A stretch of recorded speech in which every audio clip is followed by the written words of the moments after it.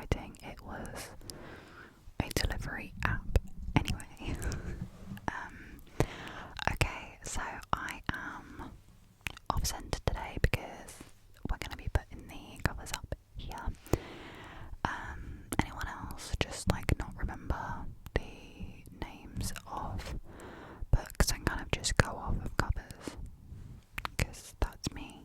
Not all the time, but sometimes I won't recognise the title of a book until I see a cover and I think, oh, now I know.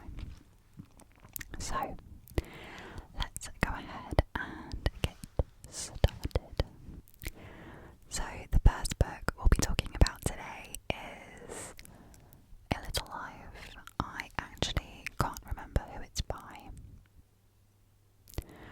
but as far as I'm aware, A Little Life follows a group of friends through a lot of turmoil, and I would love to read it.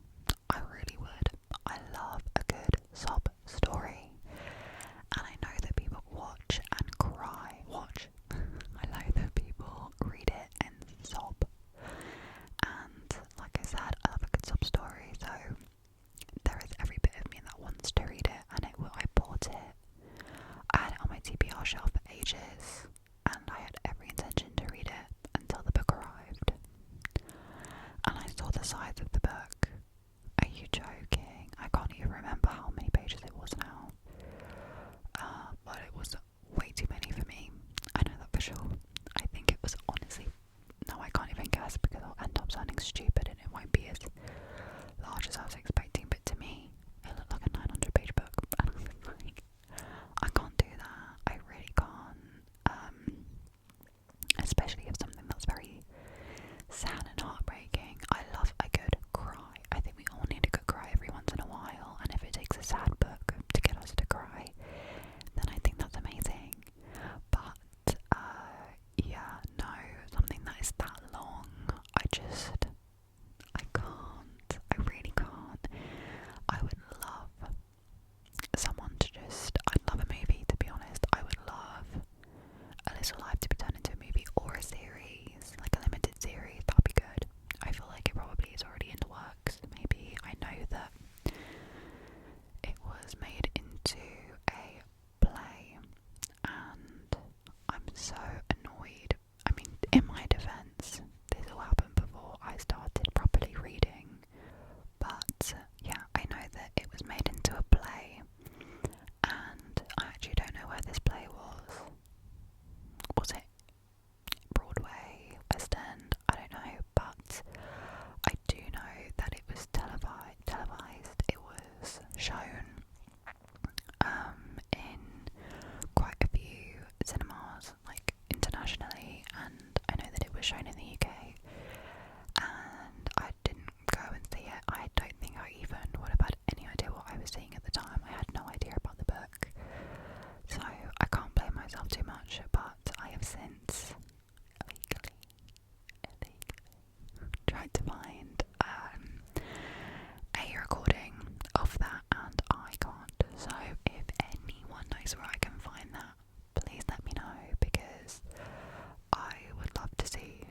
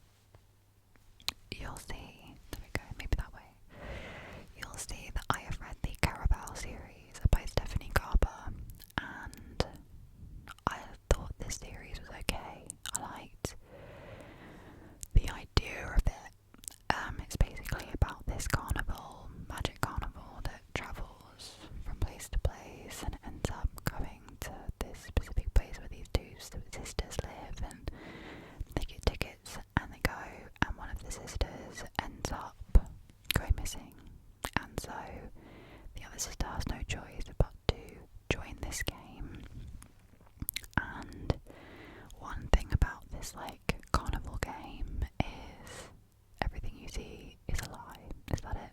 Or don't believe everything you see, something like that. And there's like a romantic subplot, and it was really good, really interesting until we hit the third book, which is called Finale.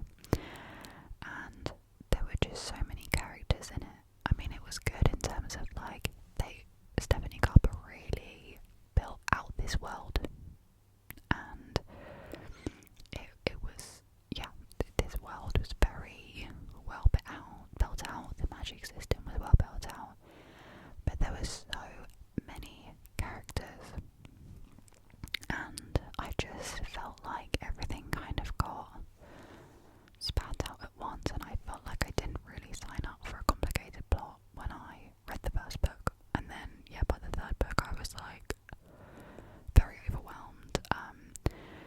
So I know that I like Stephanie Garber, I know that I like her writing and her plots, but I can't bring myself to read another series by her, specifically the Once Upon a Broken Heart series, because the covers are stunning. To be honest, that is number one reason. If I ever read this series, that would be the number one reason why. Look at all three of these covers. You can't tell me they're not stunning. They're gorgeous. But I just can't do it to myself. I really can't. I think specifically the two series, the Caraval series and the Once Upon a Broken Heart series, are connected. Caraval is technically like the first series to the whole, world with like the Once Upon a Broken Heart books. And the main male character from Once Upon a Broken Heart is in Caraval. And the bit of like the third book, it might even be in the second book, I honestly can't remember, it was a couple years ago when I read the books. I just remember like the way that he was introduced, the like group that he's part of, was the bit that was very complicated to me. The whole thought of delving into this character specifically, when I found him overwhelming the first time, was just overwhelming to me. So unfortunately, the Once Upon a Broken Heart trilogy, I think it's a trilogy, despite their very gorgeous covers, it's not for me.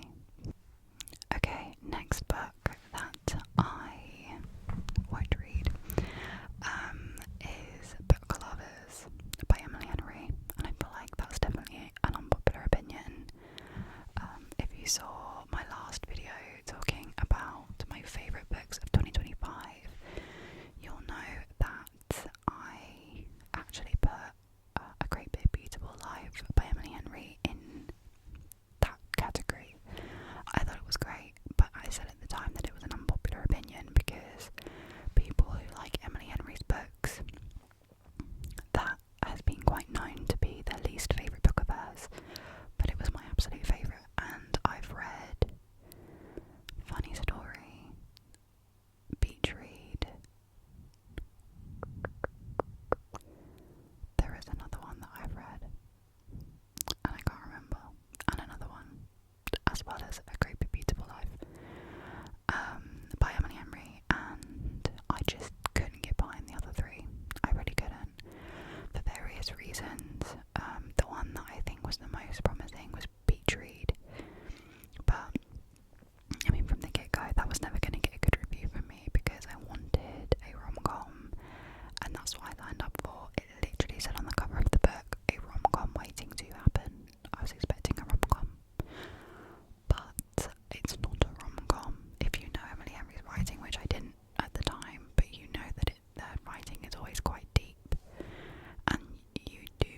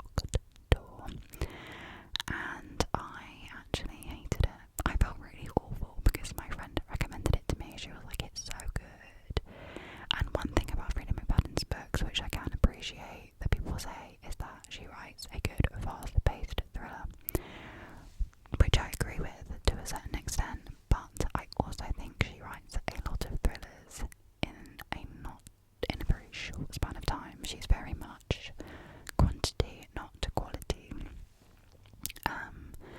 And The Locked Door was one of the worst books in general I think I've ever read. It just, yeah, not it for me.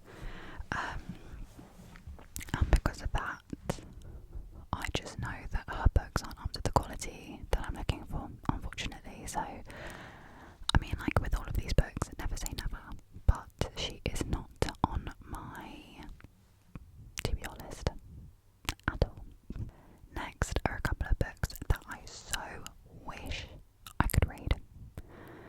Everything in me wants to read them, and I think they truly are probably amazing books, but I doubt my own intelligence when it comes to these books. There are quite a few books that I can't read because I doubt my own intelligence, but one of which, or a couple of which, are any books that centre around Greek mythology.